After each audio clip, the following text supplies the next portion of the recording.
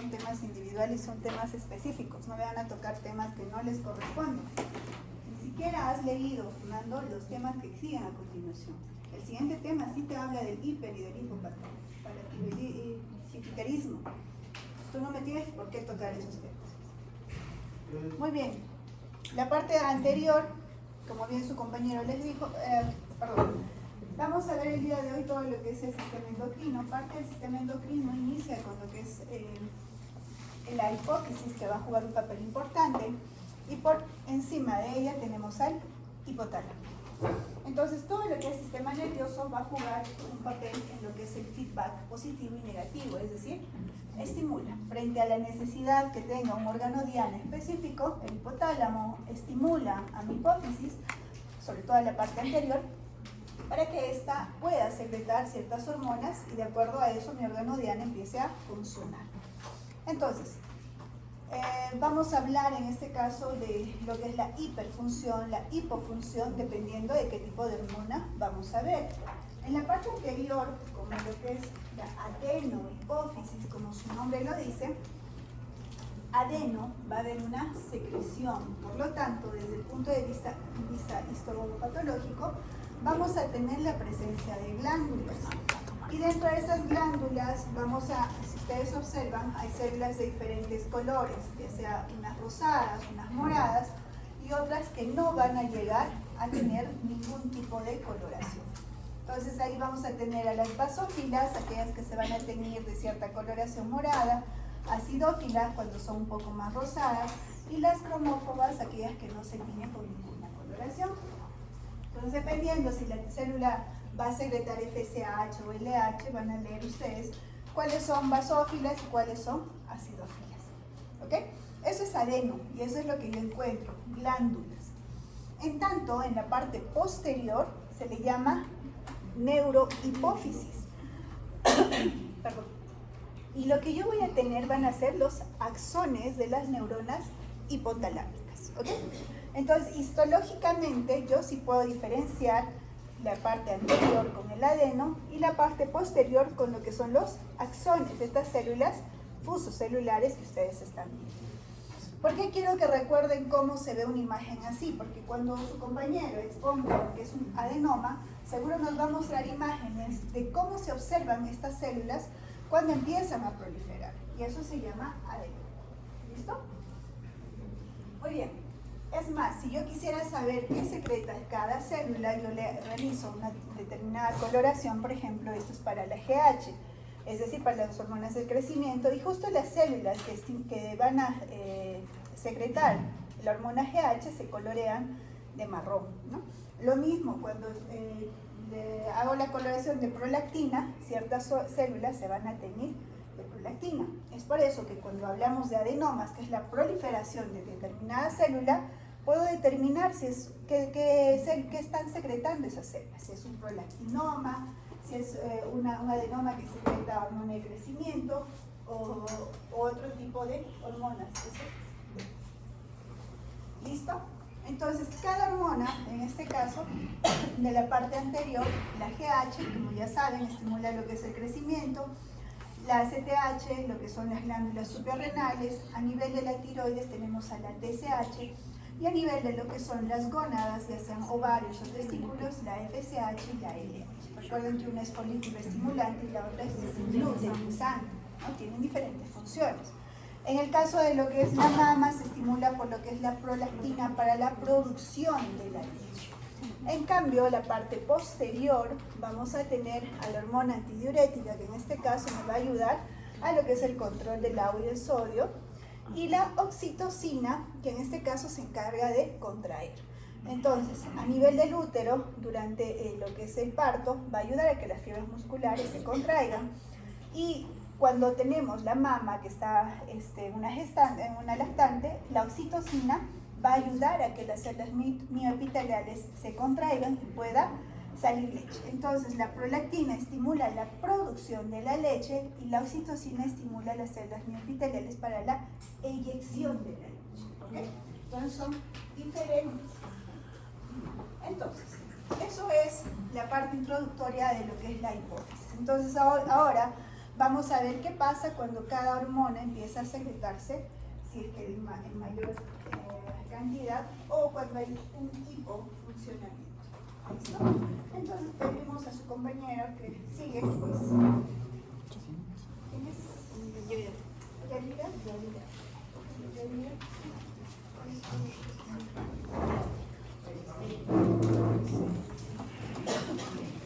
Compañeros, buenas noches. Como la doctora ya lo mencionó, vamos a hablar sobre las principales neoplasias que vamos a ver en la hipófisis. Empezando con los adenomas hipofisarios. Estos suelen provocar un hiperpituitarismo, que va a ser una secreción excesiva de una o más hormonas a nivel de la hipófisis. Y las causas principales son las siguientes. La más frecuente va a ser un adenoma que se va a encontrar en el lóbulo anterior, es decir, en la adenopófisis. Pero también puede ser provocado por otro tipo de neoplasias o alteraciones, como la hiperplasia y carcinomas de la hipófisis anterior, también por la secreción de hormonas, por tumores fuera de la hipófisis o por algunos trastornos hipotalámicos. Los adenomas hipofisarios van a tener ciertas características. Por ejemplo, estos adenomas van a adquirir ciertas denominaciones de acuerdo a qué hormonas van a producir. Por ejemplo, si la neoplasia va a afectar a las células lactotrópicas, que van a secretar la hormona prolactina, se va a denominar un adenoma lactótropo. Otro ejemplo podría ser que si la neoplasia afecta a las células somatótropas, que van a secretar la hormona de crecimiento, al adenoma se denomina como adenoma somatótropo. Y así podemos mencionar más ejemplos. Ahora, también los adenomas hipofisarios van a tener otra clasificación, que son funcionales, no funcionales y los silentes. Se denominan funcionales si es que estos adenomas van a poder producir hormonas y van a tener manifestaciones clínicas. Y son no funcionales si es que no producen hormonas, y son silentes si es que producen hormonas, pero solo van a ser visibles a nivel tisular a través de una demostración inmunohistoquímica. Y como su nombre lo dice, va a ser silente porque no va a tener manifestaciones clínicas. Ahora, los funcionales y los silentes, al secretar hormonas, se dice que están compuestos por un único tipo celular normalmente. Entonces, al ser un único tipo celular, también van a producir un único tipo de hormonas. Pero van a existir ciertas excepciones donde los adenomas pueden secretar hasta 2 hormonas diferentes. Y el caso más común es aquel adenoma que va a secretar tanto la hormona de crecimiento junto a la hormona prolactina. Pero también tenemos otra excepción donde los adenomas pueden secretar muchas más hormonas, pero estos son raros. Ahora, también se puede clasificar los adenomas de acuerdo a su diámetro. Van a ser microadenomas si es que van a tener menos de 1 centímetro de diámetro, y van a ser macroadenomas con mayor a 1 centímetro de diámetro. Ahora, respecto a los macroadenomas, podemos mencionar un ejemplo que son aquellos adenomas no funcionales, es decir, que no van a secretar hormonas, y cuando se encuentran en una etapa avanzada, tienden a comprimir y van a destruir el parénquima de la adenopófisis. Entonces, hacen un efecto antagonista, ¿no? Normalmente deberían provocar un hiperpituitarismo, pero esos van a provocar un hipopituitarismo. Ya, respecto a la patogenia, los adenomas hipofisarios se producen porque existe una mutación en la proteína G, que va a estar constituida por una subunidad alfa codificada por el gen GNAS1. Y este, al activarse, va a producir o va a estimular a su segundo mensajero, que es el AMP cíclico. Y este, a su vez, va a provocar una estimulación de la actividad mitótica. Y esto, a su vez, puede provocar una interferencia en la actividad GTPasa, que va a aumentar también la actividad mitótica gracias al AMP cíclico. Entonces, esto nos da como resultado una proliferación celular descontrolada en los adenomas. Y también se nos menciona que un 5% de los adenomas hipofisarios van a tener una predisposición hereditaria en los pacientes. Ya. La morfología de los adenomas va a ser muy variada. Por ejemplo, tenemos a los adenomas hipofisarios normales o habituales. Estos se van a caracterizar porque tienen una lesión bien delimitada y son blandos. Además, pueden estar confinados a la silla turca, donde es su localización habitual. Y esto se va a producir sobre todo si es que el tumor es pequeño.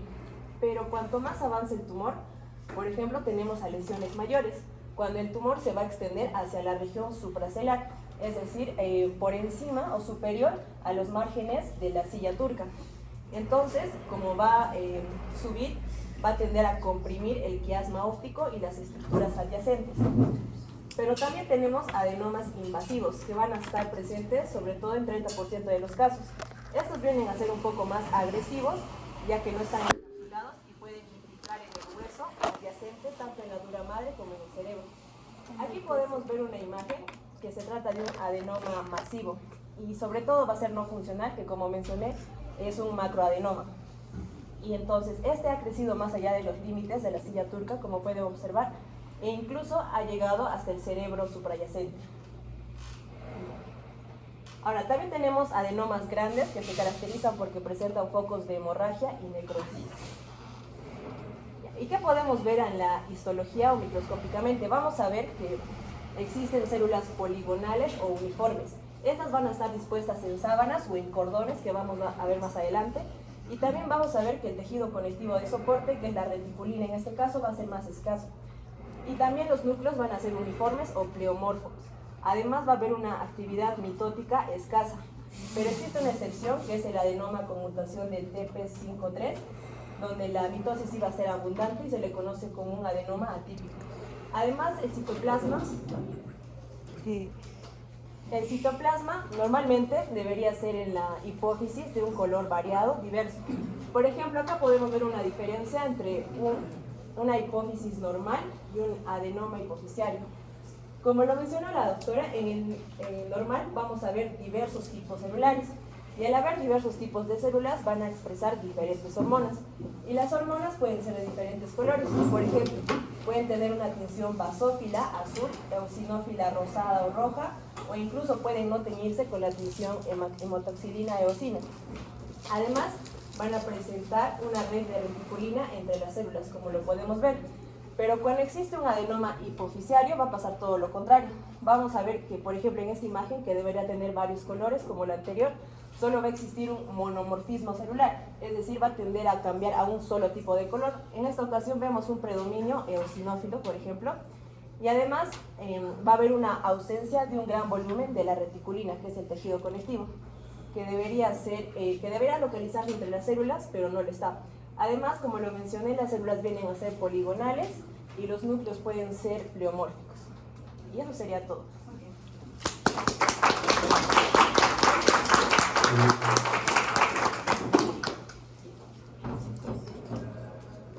Entonces, en lo que es, me olvidaba de decir eso, en lo que es el hiperpituitarismo es la función exagerada, hay una hiperfunción de algún tipo de hormona. Cuando vean endocrino, cuando hay falla del órgano diana, eso se llama, digamos, en tiroides, ese es un hipotiroidismo primario. Cuando falla el órgano diana es algo primario. Cuando hay una falla a nivel de lo que es la hipófisis, ese es un tipo secundario. Y cuando hay una falla a nivel del hipotálamo, ese es terciario. Entonces, cuando hagan endocrino, seguro ustedes van a escuchar el hipotiroidismo primario, secundario e incluso terciario. Y eso depende, y si se evalúan las hormonas, para ver a nivel de dónde viene a ser la falla. Entonces, como muy bien Yadira nos hablaba del adenoma, el adenoma va a ser la proliferación de un determinado grupo de células. Por lo tanto, estas van a empezar a secretar de más cuando son funcionantes, como bien lo clasificó ella, ¿no? Dentro, depende mucho del tamaño, muy bien lo clasificó, y vimos que el adenoma está en la silla turca, ¿no? Encima de lo que es el quiasma óptico. Entonces, si el adenoma empieza a crecer, quienes se van a ver afectados justo va a ser el quiasma óptico. Por lo tanto, su paciente va a tener una hemianopsia bitemporal, es decir, va a dejar de ver de lados. Tenemos el cráneo, que es una cavidad que no va a ceder frente a un crecimiento de una masa. Por lo tanto, toda la clínica que tiene su paciente va a ser por hipertensión endocraniana, ¿no? Va a tener hipertensión endocraniana, va a haber dolores de cabeza, va a haber mareos, visión borrosa, vómitos, etc. ¿Okay? Entonces, la hormona en este caso, dentro de las frecuencias, las que más van a producir, vamos a encontrar lo que es la prolactina, el prolactinoma, pero muy bien como lo dijo también Yadira, de lo frecuente que encontramos son los que son mixtos y que puedan secretar los dos, ¿no? Entonces, ahí podemos ver un macroadenoma más de 1 centímetro y la proliferación monomorfa de un grupo de células. Ahí ustedes ya no ven glándulas y no ven colorcitos como veíamos en las primeras imágenes, ¿no? Muy bien, entonces depende mucho también del tamaño, como bien les dijo, mayor de 1 centímetro y micro menor de 1 centímetro. Y dependiendo de lo que empiecen a proliferar o producir, vamos a tener a la hormona del crecimiento, a lo que son las prolactinoma, o bien a una hormona que produce gigantismo o acromegalia, que ahorita vamos a ver la diferencia. Siguiente exposición, por favor, María.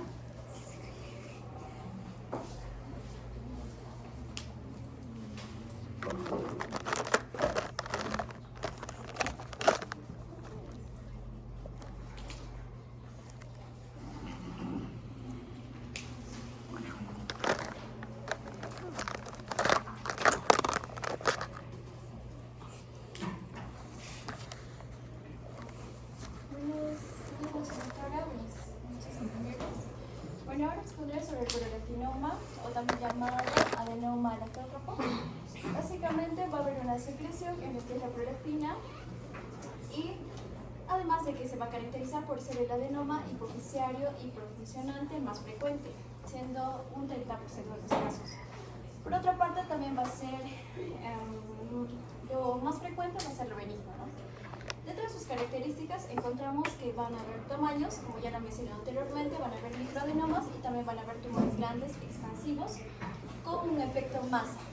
Por otra parte, también encontramos que el citoplasma va a ser con prolactina, y esto sobre todo va a estar en lo que son las células neoplásicas. Y también, ya lo mencioné, va a haber una secreción de prolactina adecuada. Ahora, incluso esta secreción de prolactina se va a dar en un microadenoma, y este microadenoma va a secretar una cantidad suficiente, tanto así para que provoque síntomas sistémicos, ¿no? Por otra parte, como ya lo hemos mencionado, al secretar lo que es la prolactina se va a dar lo que es una hiperprolactinemia. Esta hiperprolactinemia va a producir tanto efectos directos como efectos indirectos. Dentro de lo que son los efectos directos, se consideran así porque van a tener su efecto en lo que es el tejido mamario, presentándose lo que es la galactorrea. Y que básicamente la galactorrea va a ser la secreción de leche en las mamas, ¿no? Por otra parte, vamos a encontrar los efectos indirectos, los cuales se va a dar sobre todo por una inhibición de la secreción pulsátil de la somatocrinina, ¿no? Y ¿qué va a generar esto básicamente? Va a generar una alteración en la función gonadal, produciéndose así efectos tanto en las mujeres como en los varones, y en las mujeres dándose la anovulación, que va a ser una ausencia de lo que sería la fase de ovulación, la amenorrea, que no va a haber el ciclo menstrual, y esto se va a dar sobre todo en las mujeres, considerándose así un síndrome de amenorrea galactorrea. También se produce la infertilidad, pero tanto en las mujeres como en los varones, y en los varones se produce lo que es la pérdida de líbido y también la impotencia. Ahora, dentro de lo que es este cuadro clínico, tenemos que mencionar de que la detección se va a dar en estadios tempranos en lo que son las mujeres según la edad fértil, de 20 a 50 años. Sin embargo, se va a dar de forma más tardía en varones y en mujeres ancianas, ¿no? Y esto sobre todo porque el tumor va a ser de gran tamaño y estos síntomas, bueno, van a tardarse en llegar, ¿no? Ahora, considerando todo esto, es importante mencionar de que la relación de mujer-varón va a ser de 10 a 1. Ahora, también se va a presentar, se va a presentar en lo que son las embarazadas, en un tratamiento con altas dosis de estrógenos, insuficiencia renal, hipotiroidismo, lesiones hipotalámicas, y sobre todo también se va a presentar en una masa la cual va a estar ubicada en un comportamiento supracelular, el cual va a alterar la producción de prolactina, es decir, aumentando y produciendo un efecto tal. Por otra parte, aquí hemos visto unas imágenes microscópicas en donde vamos a encontrar en esta imagen un patrón de positividad paranuclear, o también llamado patrón de tipo Golgi. Y generalmente lo que se vería en una imagen sería que tintorialmente van a ser cromófagos, ya lo han mencionado, va a haber un crecimiento difuso y ya lo dije, va a haber un patrón de tipo Rocky, ¿no? Y en esta otra imagen se puede evidenciar una leche blanca y también glóbulos de grasa, ¿no? Ahora, por lo tanto podemos mencionar de que al haber un aumento de la prolactina, siendo en mujeres de 25 nanogramos por mililitro y en varones de 20 nanogramos por mililitro, además de que esta va a ser secretada por las células galactótrofas en la hipófisis anterior, y esta va a ser regulada por la dopamina. Y también puede ser regulada por el estrés, por el sueño, por los estrógenos, ¿no? Ya, eso sería todo.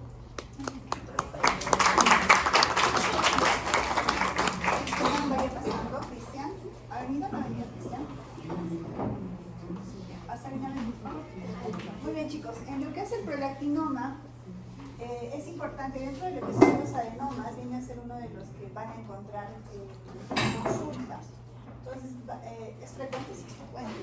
Y como bien su compañera lo comentó María, va a ser en la edad fértil. Entonces, ¿por qué creen que acudirá a consulta a su paciente?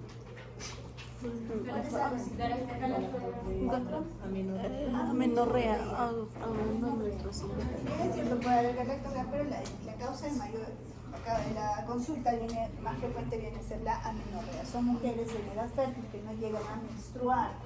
Entonces, dentro de eso está en la amenorrea, lo primero que hay que descartar es el embarazo, obviamente edad fértil, y ahí tienen que sospechar en un probable adenoma de tipo lactótropo, que sí es frecuente encontrar. ¿Okay? Entonces, hay un tratamiento de inhibir a la célula y también depende del tamaño del adenoma para operarla o no.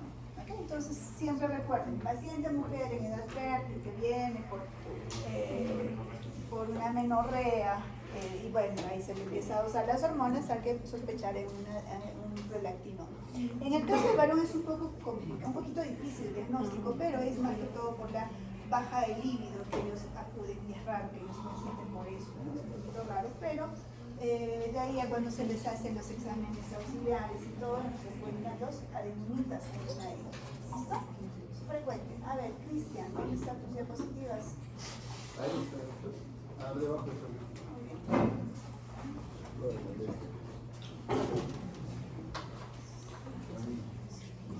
Buenas tardes, compañeros, profesora. Bueno, el día de hoy yo les voy a exponer sobre el adenoma somatótropo. Bueno, primero, este es un tipo de tumor benigno de la hipófisis y es el segundo tipo más común de adenoma hipofisiario funcionante, que provoca gigantismo en lo que vendría a ser en niños y acromegalia en adultos. Estos tipos de tumores suelen ser bastante grandes al momento del diagnóstico, debido a que sus manifestaciones por el exceso de la hormona de crecimiento son frecuentemente poco llamativas. Bueno, en cuanto a su morfología, histológicamente tenemos dos tipos de adenomas somatotrópicos.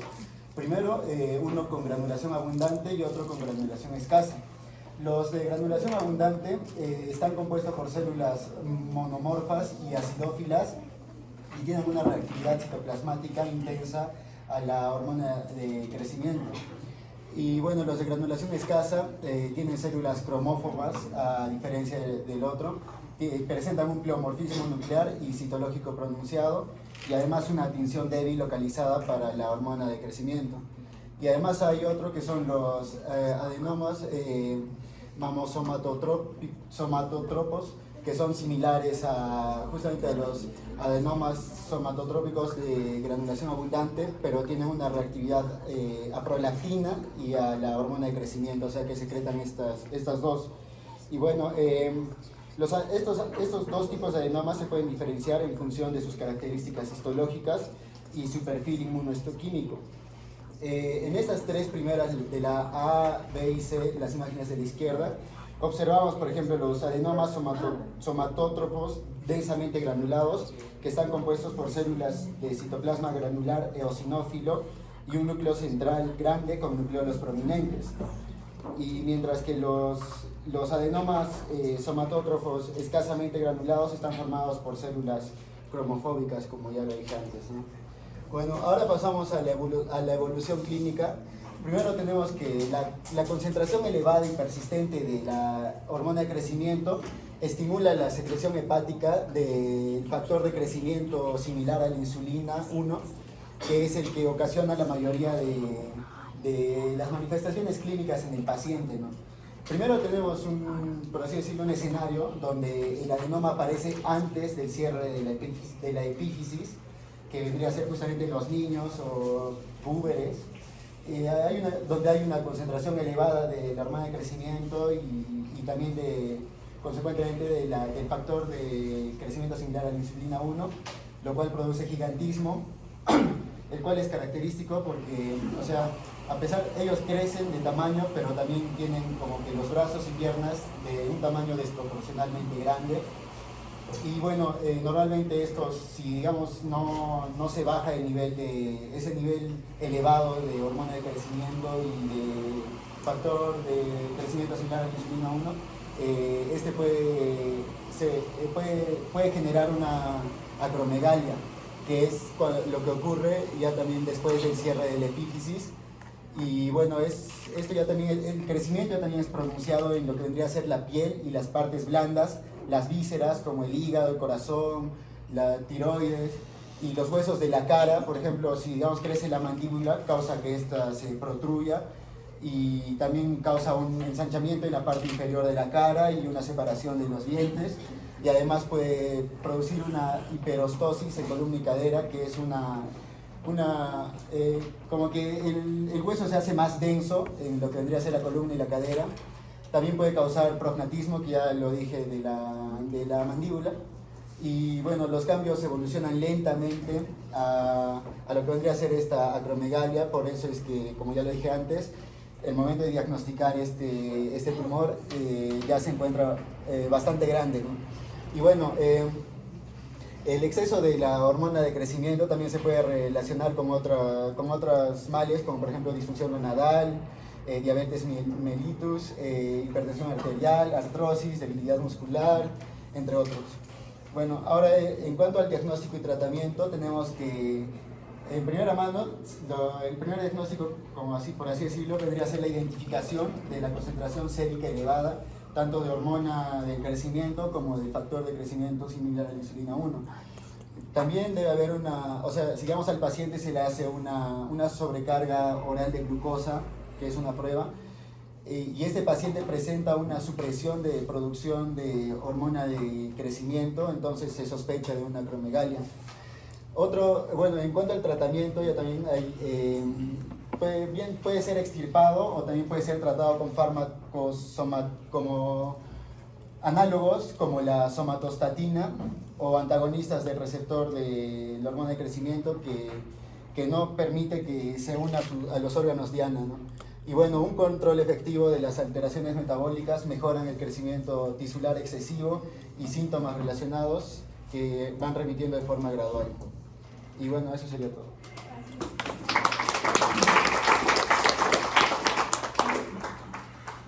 Entonces, en la parte de la hormona que secreta la hormona de crecimiento, como bien su compañero les dijo, depende a qué edad se estimule la producción de GH, ¿no? Entonces, ustedes saben que cuando son niñitos, todos ustedes tienen los cartílagos, tenían los cartílagos de crecimiento, todos usaban las diálisis. Entonces, cuando la secreción excesiva de la GH se da a esa edad, lo que va a estimular va a ser un crecimiento en todos los huesos. Entonces es un crecimiento simétrico. Entonces, si antes ustedes, antes había un peruano que le llamaban Margarito porque era muy alto, él tenía, por ejemplo, el gigantismo, porque si ustedes comparan, tiene los brazos largos, pero tiene piernas largas, la cara larga, entonces totalmente simétrico. En cambio, cuando la secreción se da, cuando ya hay cierre, por ejemplo, a la edad de ustedes, cuando ya los cartílagos se cierran, va a estimular el crecimiento, pero de manera asimétrica, ¿no? Entonces, por eso tiene la acromegalia, tienen brazos, tienen los dedos gruesos como salchichas. Antes yo recuerdo que había una señora que vivía por acá que era muy marcada, tenía el prognatismo, la mandíbula también muy marcada, sufren de cierta, hay organomegalia, hepatomegalia, también hay alteraciones con el corazón, cardiomegalia. E incluso sí, exactamente, por eso es Shrek, ¿no? Entonces, que sí, se cree que sí tiene ese síndrome. Por ejemplo, este es un paciente que lo tenía en un circo, porque antes era una persona totalmente diferente al resto, pero como pueden ver las manos, comparen los dedos, cómo son sus dedos comparados con a la mujer con la que está, la misma cara, ¿no? Entonces, esto viene a ser una acromegalia, diferente al gigantismo, chicos, ¿ok? Entonces va a tener todo lo que su compañero ya les comentó, ¿no? Hipertensión, manos largas, etc. Entonces, eso es un adenoma y en ese caso, cuando son pequeños hay que detectarlo a tiempo para evitar que cuando lleguen adultos lleguen a eso, ¿no? Pero si no, como Margarito, muy bien. Siguiente, Malú, hipotiroidismo.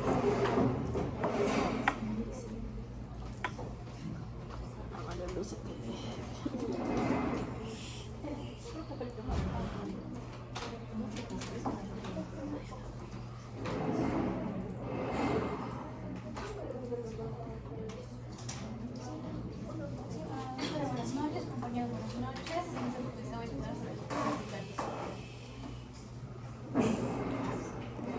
¿Qué pasa?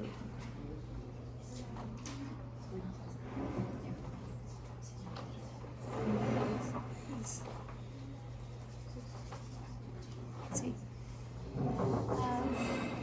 Que esto básicamente va a ser la deficiencia de las hormonas tróficas que se van a deber a diversos procesos que pueden dañar la hipófisis, exactamente la hipófisis anterior. Entonces vamos a hablar de una hipofunción de la hipófisis anterior. Se puede deber, por ejemplo, a trastornos isquémicos, cirugía, radiación, reacciones inflamatorias, también hay más hipofisiarios, pero los no funcionales, es decir, que no van a producir las hormonas. Siguiente. También nos menciona que el hipopituitarismo clínicamente significativo va a ser la pérdida o la ausencia del 75% o más del parénquima hipofisiario anterior, o también se le conoce como hipopituitarismo primario. Este puede ser congénito, que es extremadamente raro, adquirido o menos frecuentemente puede asociarse a trastornos que van a interferir en la liberación de los factores liberadores de las hormonas hipofisiarias que son procedentes del hipotálamo. Como por ejemplo los tumores hipotalámicos. También se nos menciona en el ROMIS que el hipopituitarismo acompañado con una disfunción en la hipófisis posterior, por ejemplo, si sucede una diabetes insípida, va a ser siempre o casi siempre de origen hipotalámico.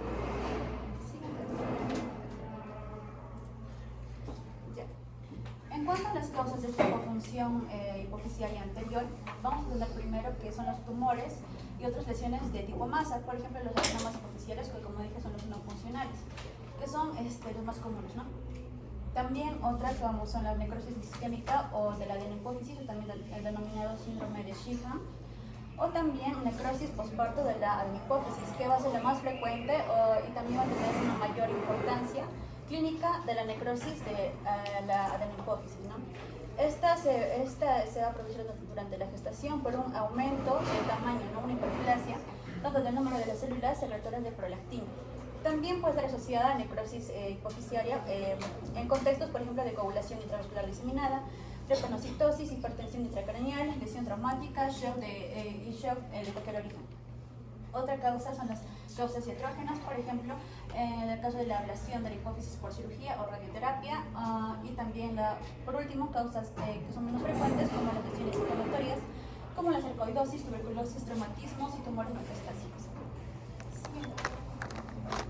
Por último, en cuanto a las manifestaciones clínicas, pues vamos a ver que van a depender de la hormona que está deficiente. Entonces, si tenemos una deficiencia en la hormona de crecimiento, pues obviamente vamos a tener un retraso en el crecimiento, ¿no? Especialmente en la niñez, como es el enanismo hipofisario. La deficiencia de la hormona gonadotropina, o también denominado estimulante de la gonadotropina, va a producir lo que es la amenorrea, ¿no? Esterilidad de las mujeres, y la disminución de la libido, impotencia y pérdida del vello púbico y axilar en los hombres. Disminución de la hormona estimulante de la tiroides y va a producir un hipotiroidismo. La disminución de la hormona adenocórticotrópica, un hiposuprarrenalismo. La disminución de la prolactina produce un fracaso en la lactancia posparto. Y por último, la disminución de la hormona estimulante de los melanocitos se cursa con palitos.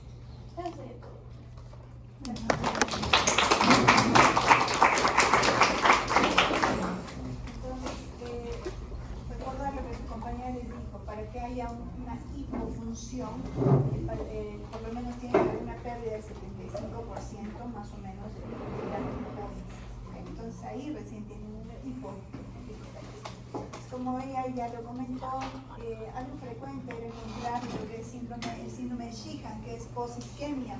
Antes, la causa de mortalidad materna era los sangrados, las hemorragias postparto, que actualmente ya se maneja. Entonces, cuando la gestante o la parturienta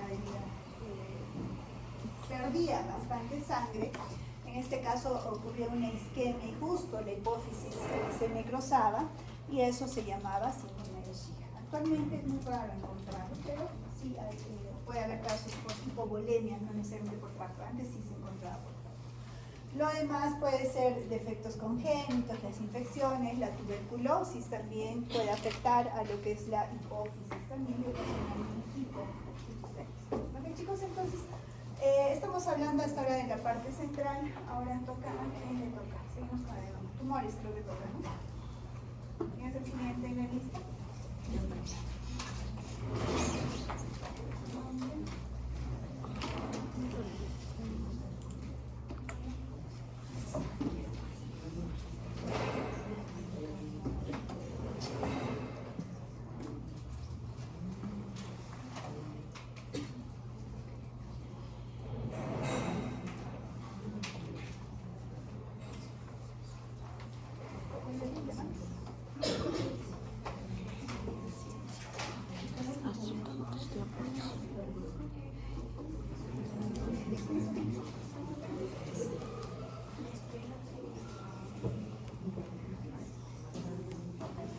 Compañero, doctora, muy buenas noches. En esta oportunidad voy a exponer el tema de craniofaringioma.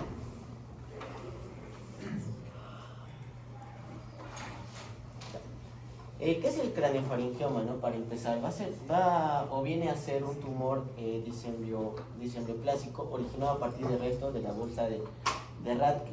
¿Qué quiere decir? Que es un vestigio básicamente embriológico de origen faríngeo. ¿Por qué de origen faríngeo? Porque en el desarrollo embriológico la formación de la hipófisis, como podemos ver, va a estar muy en relación con la formación de la cavidad bucal en el origen embriológico. Tienden a emerger de los márgenes anterosuperiores de la hipófisis. Esto es importante porque de donde emerja va a haber distintas patologías que van a afectar de distinta manera. Por eso es importante resaltar que es de los márgenes anterosuperiores de la hipófisis. También hay variantes que pueden emerger del tercer ventrículo. Como bien sabemos, hay una cierta relación entre la hipófisis y el tercer ventrículo, ¿no? Que para ser específico se ubicaría entre los dos tálamos. No va a sufrir ninguna degeneración maligna, pero sí la dificultad del tratamiento puede ocasionar o puede conllevar a varias patologías un poco de consideración. En cuanto a las relaciones anatómicas y para tener un campo más amplio de visión, frecuentemente van a surgir del tallo hipoficial, como les había dicho anteriormente, y se van a proyectar hacia el hipotálamo. Esta proyección va a ser importante porque tiene que ver mucho con la intervención quirúrgica. Se va a extender anteriormente hacia la cisterna prequiasmática, la cual me va a generar posteriores complicaciones con la vista directamente, como vamos a ver más adelante. Posteriormente, dentro de las cisternas prepontinas e interpeduncular, en el ángulo cerebelo-pontino, en el tercer ventrículo y en la fosa posterior y foramen magno. Lateralmente hacia los espacios subtemporales, incluso en cuanto al crecimiento puede llegar hasta la cisura de Silvio, ¿no? como bien sabemos anatómicamente se encuentra un poco distante de esta región. En cuanto a la anatomía patológica, vamos a tener que van a ser tumores sólidos con un componente quístico variable, como vamos a ver más adelante va a tener una subdivisión. Va a estar estrechamente adherido a estructuras vasculares y tejido cerebral adyacente, lo que me va a generar complicaciones en cuanto básicamente a la presión que puede ejercer. Sabemos que es una zona muy complicada esta donde se desarrolla la patología, es por eso y básicamente se basa en eso la complicidad patológica que tiene. Es un epitelio tumoral escamoso estratificado generalmente, con diferenciaciones en sus dos tipos que los vamos a ver más adelante. Vamos a ver una tumoración básicamente sólida quística. En cuanto a las calcificaciones, que es una característica esencial de este tipo de angiomas, vamos a ver que van a ser calcificaciones microscópicas, básicamente en el 50% de los casos, en el diagnóstico del 90% en niños, que va a ser importante, y en el 50% de los adultos. En cuanto al subtipo papilar, raramente se calcifica, lo vamos a ver más adelante.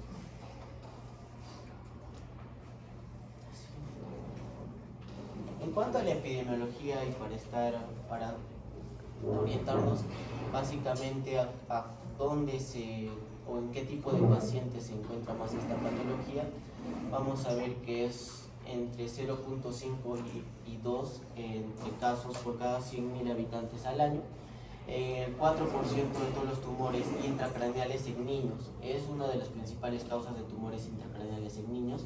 Cabe resaltar, entre el 56% de los tumores celares en niños. ¿Por qué celares? Porque están relacionados básicamente con esa región. Los picos de incidencia básicamente entre niños de 5 a 14 años y en adultos de 65 a 74 años. No existe diferencias en cuanto a género. En cuanto a la clasificación histológica, y es lo que les comentaba, vamos a tener dos tipos principales que van a ser el craniofaringioma adamantinomatoso, que básicamente es el más frecuente en la edad pediátrica, en los niños básicamente, y el craniofaringioma papilar, que se observa principalmente en adultos. Aparte de estos también se han visto casos de craniofaringiomas mixtos, ¿no? Donde se van a mezclar de cierta manera estos dos tipos de tejidos. En cuanto a la etiología, básicamente,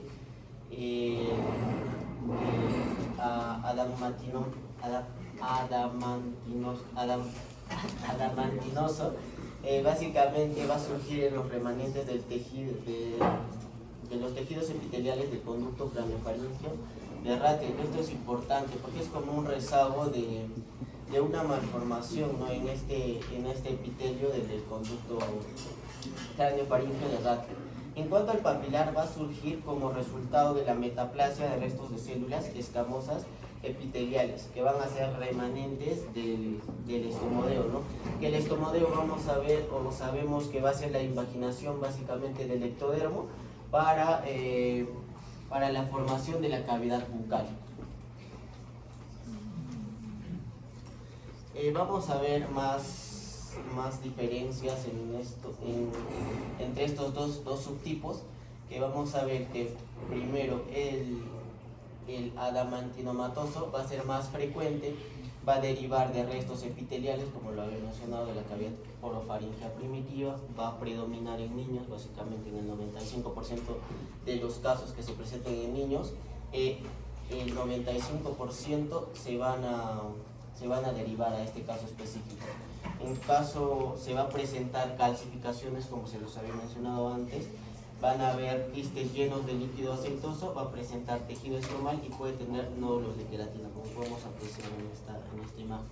En cuanto al papilar, vamos a ver que va a estar relacionado con metaplasia de células adenohipoficiarias primitivas y se va a presentar habitualmente con gran componente quístico. Habitualmente no va a formar calcificaciones, tiene calcificaciones poco frecuentes, sí se han visto casos, pero son poco frecuentes, no va a formar nódulos de queratina, y una característica esencial histológicamente van a ser las islas de metaplasia escamosa, como podemos apreciar acá y se ve de manera muy clara. Vamos a apreciar islas de metaplasia de células escamosas con estroma de tejido conectivo. En cuanto a las manifestaciones clínicas, vamos a tener que van a ser tumores de lento crecimiento, usualmente se van a ver sintomáticos, ¿no? El intervalo de crecimiento, y se llama crecimiento lento porque tiene un intervalo de hasta 2 años de desarrollo, ¿no? Desde el inicio de los síntomas básicos, como pueden ser los mareos o los vómitos. La elevación de presión intracraneal ya es un síntoma más de consideración que se va a manifestar como cefalea progresiva, náuseas y vómitos. En cuanto a la disfunción endocrina, este es un aspecto importante, vamos a tener síntomas de hipofunción e hiperfunción. En los síntomas de hipofunción vamos a tener el hipotiroidismo en el 40% de los casos, la hipotensión ortostática en el 25% de los casos, la talla baja entre el 23 y 45% de los casos, diabetes insípida en el 20% de los casos, amenorrea e impotencia. En cuanto a la hiperfunción, vamos a tener pubertad precoz en niños, que es característico de la patología, y la obesidad en adultos. En cuanto a las alteraciones visuales, y esto es básicamente por la complicidad que tiene con el quiasma óptico y su desarrollo en esa zona, vamos a tener que entre el 40 y 70% se va a dar en adultos y va a ser un menor porcentaje del 20 al 30% en niños, que básicamente puede generarme complicaciones de hemianopsia heterónima bitemporal, que me va a afectar a la visión lateral en los dos campos visuales, homónima en un solo campo visual, la escotoma y la atrofia óptica, que va a ser generalizada, ¿no? Por localización tumoral vamos a tener prequiasmática, retroquiasmática e intracelular.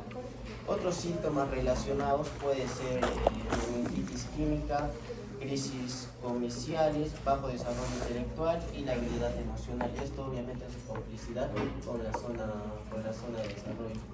En cuanto al diagnóstico, vamos a tener básicamente diagnóstico de imaginología y los estudios hormonales, que va a ser básicamente las hormonas que me van a secretar la hipófisis, ¿no? Como va a ser la GH, la TSH, la LH y la FSH.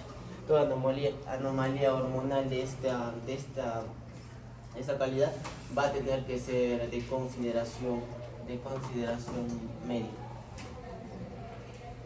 En cuanto al diagnóstico diferencial, vamos a tener lo que es específico.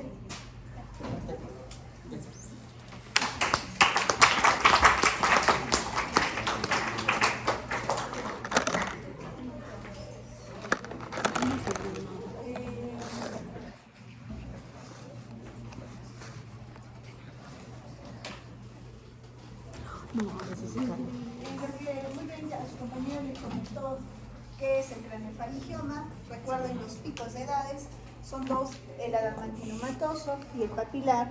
El primero se ve más en niños y el segundo en adultos. Entonces, usualmente, como él lo describió, es una lesión que presenta quistes, ¿no? Es una lesión quística, sobre todo en su tipo, y que va a presentar perlas de queratina en otros.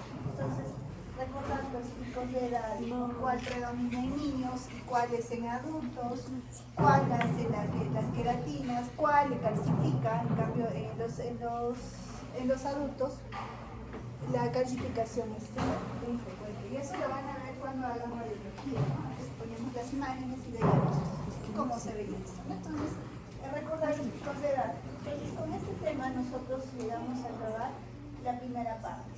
Entonces, recuerden cómo es de qué se encarga la hipófisis, qué hormonas se secretan en la parte de la hipófisis. Los tumores, uno de ellos es el adenoma, que son los subtipos, prolepinoma, lo que son las hormonas de crecimiento, que es un gigantismo, que es una acromegalia. Y dentro de ellos también, cuando hay una hipofunción, que va a ser cuando puede haber un tumor, puede haber alguna isquemia, una infección o algo que afecte más del 75% del parénquima de la hipófisis, va a ocasionar una disminución, una falla en casi todos los órganos diarios que se estimulan, ¿no? Entonces, eso es importante recordar. Y de ahí, otro de los tumores que se puede encontrar son los craniofaringiomas. ¿Sí, chicos? Entonces, ese es el resumen de lo que es la hipófisis. Y otro de los órganos glandulares importantes y muy frecuentes que vamos a encontrar en patologías van a ser la tiroides. ¿Okay? Entonces, en tiroides sí nos vamos a demorar un poquito más. El siguiente compañero, por favor, ¿quién expone? ¿Quién es el siguiente?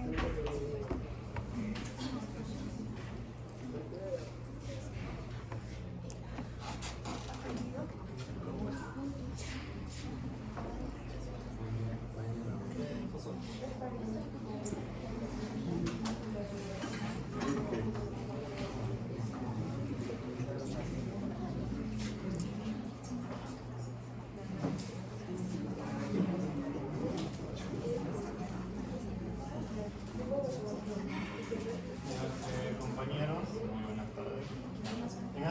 oportunidad voy a exponer lo que viene a ser generalidades de la glándula tiroides. Como sabemos, esta glándula se encuentra en lo que viene a ser en la parte anterior de la región cervical, entre lo que viene a ser la laringe y la tráquea. Esta va a ser una glándula endocrina bilobulada que consiste en dos lóbulos laterales conectados por un istmo, aunque en ocasiones se presenta lo que viene a ser un lóbulo piramidal, el cual se encuentra superiormente al istmo, que vendría a ser esta puntita, ¿no? Tienen como unidad funcional a los folículos tiroideos. Estos folículos tiroideos básicamente van a consistir en dos partes. Un epitelio folicular que se va a encontrar en el entorno, en el contorno, en la parte externa básicamente, el cual va a estar formado por epitelio simple cúbico. En esta vamos a poder encontrar a las células foliculares o células principales y a las células parafoliculares o células C que van a producir calcitonina.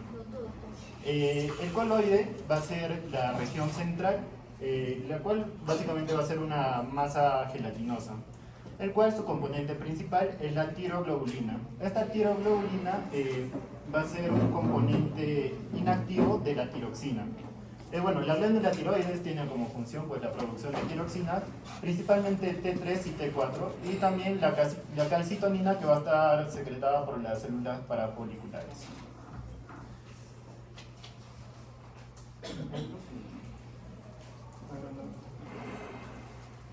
Ya bueno, hablando sobre la histología de esto, como ya les había dicho, tenemos dos porciones. El contorno, que van a ser las células foliculares, en las cuales vamos a encontrar las células foliculares como tal, y las células parafoliculares, las cuales se encuentran más al externo, entre lo que viene a ser el extremo basal de las células foliculares y una membrana basal que recubre todo. Bueno, tenemos que las células foliculares van a ser las responsables de la producción de tiroxina T3 y T4. Van a tener dos superficies, o bueno, dos extremos. Un extremo apical, el cual se va a encontrar hacia interno, o sea, viendo hacia la luz. Básicamente el coloide va a ser la luz de estos folículos, ¿no? Y un extremo basal, el cual va a ser hacia el externo, ¿no? Tiene microvellosidades en su extremo apical, además de inclusiones de reabsorción coloidal. Estas microvellosidades también van a participar en lo que viene a ser la reabsorción coloidal, la cual lo voy a explicar posteriormente. Bueno, en lo que concierne a células parafoliculares o células C, van a estar ubicadas en la periferia del epitelio folicular, no están en contacto con lo que viene a ser el coloide y bueno, van a secretar calcitonina. Bueno, acá podemos observar un corte histológico en la cual la parte central va a ser el coloide, las células que vemos van a ser bueno, las células foliculares, y las células un poco más externas van a ser las células parafoliculares. En lo que respecta a la fisiología de esta glándula, bueno, primero vamos a hablar sobre lo que viene a ser la síntesis de las hormonas tiroideas, la cual sigue una secuencia. Primero vamos a tener la síntesis de la tiroglobulina. Esta síntesis de tiroglobulina se va a llevar a cabo en lo que viene a ser el retículo endoplasmático rugoso de las células, y también van a participar los órganos de Golgi. Básicamente los órganos de Golgi van a empaquetar esta tiroglobulina y lo van a llevar por medio de vesículas hacia lo que viene a ser la parte central, que viene a ser el coloide. Como segundo paso vamos a tener la reabsorción, difusión y oxidación de yodo. Para la producción de esta tiroxina, el elemento principal que se necesita viene a ser el yodo. Este se adquiere de los capilares. Bueno, la irrigación sanguínea de la glándula tiroides va a provenir de dos arterias: la tiroidea superior, que es rama de la carótida externa, de la tiroidea inferior, que es rama del tronco tirolingual, que es rama de la subclavia. Ya. Estas arterias van a transportar el yodo en forma de yoduro. Y bueno, las células foliculares van a absorber este yoduro y lo van a transportar a lo que viene a ser el coloide, esta masa gelatinosa que se encuentra en el centro, ¿no? Este coloide se va a oxidar por la peroxidasa tiroidea en lo que viene a ser el coloide, y se va a convertir a yodo. Ya como yodo vamos a tener el tercer paso de la síntesis, va a ser la yodación de la tiroglobulina. Este yodo se va a encontrar en, se van a encontrar átomos de yodo esparcidos, ¿no? Lo que va a hacer es que la tiroglobulina tiene un residuo que viene a ser la tirosina. Estos yodos se van a unir a estas y van a formar lo que viene a ser moléculas de monoyodotirosina y diyodotirosina. Por el nombre podemos saber que el monoyodotirosina tiene una molécula de yodo y la diyodotirosina tiene 2 moléculas de yodo. Después vamos a tener la formación de T3 y T4. La unión de un diyodotirosina y un monoyodotirosina nos va a dar la formación de T3, y la unión de 2 diyodotirosinas, 2 más 2, 4, nos va a dar T4. Como siguiente paso vamos a tener la reabsorción del coloide, en el cual participan las microvellosidades y algunos componentes que tenemos en el extremo apical, ¿no? Va a haber dos caminos. Uno que viene a ser por medio de lisosomas, los cuales van a absorber el T3 y el T4, que va a estar unido a tiroglobulina, lo van a absorber en vesículas y lo van a transportar hacia el extremo basal, ¿no? Para llevarlo a los capilares, para que se vayan a todo el cuerpo. Este va a ser un camino que va a ser por medio de lisosomas, que es el camino principal, básicamente, pero vamos a tener otro camino que va a ser por medio de transporte transepitelial. En lo que respecta al transporte de lisosomas, tenemos que en medio del transporte, las sustancias que tenemos acá van a destrozar la tiroglobulina y van a pasar a las arterias, ¿no? Y vamos a tener la liberación de T3 y T4. Tenemos que la glándula tiroidea va a secretar mayor cantidad de T4 que de T3, pero el T3 va a tener una función más activa que el T4. La relación, los libros difieren en diferentes proporciones. Algunos dicen que produce un 90% de T4 y solamente un 10% de T3, y algunos lo llevan un 87 y un 13%. Bueno, lo que consideran es que produce más T4 que T3.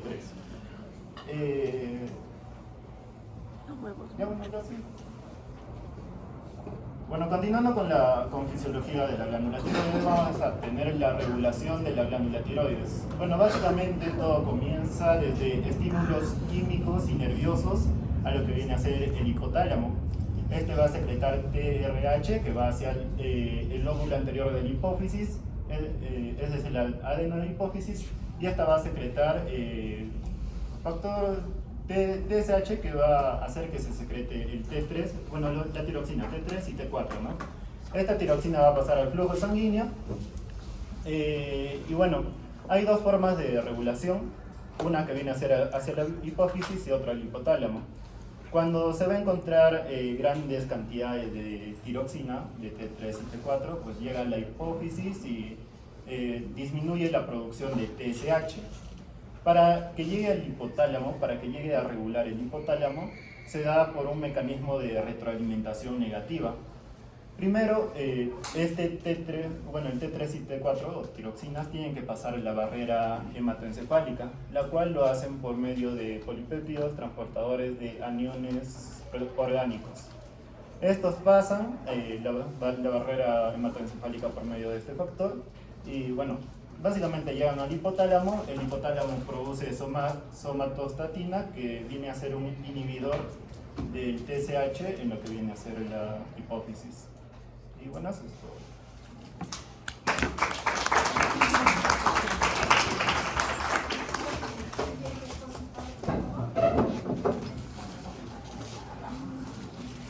Vamos a ir a...